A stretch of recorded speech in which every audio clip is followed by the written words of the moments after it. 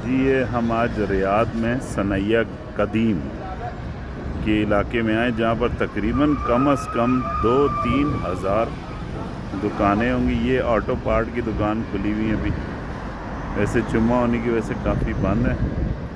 तो ये सारे जो है ना शोरूम इस तरह से लाइन में लोग बैठे हुए इंतज़ार में, इनको लोग मिलते जाते हैं और काम करवाते हैं। मैं आपको अंदर से दिखाता हूँ इनका कैसा होता है शोरूम, जहाँ मैकेनिक बैठते हैं और काम करते हैं। ये मशीन लगी हुई है, इसके थ्रू गाड़ी को ऊपर उठाते हैं, बटन दबाते हैं, गाड़ी ऊपर चली जाती है। नीचे काम करना होता है, यहाँ पर इस तरह से होता है गाड़ी को उठा के।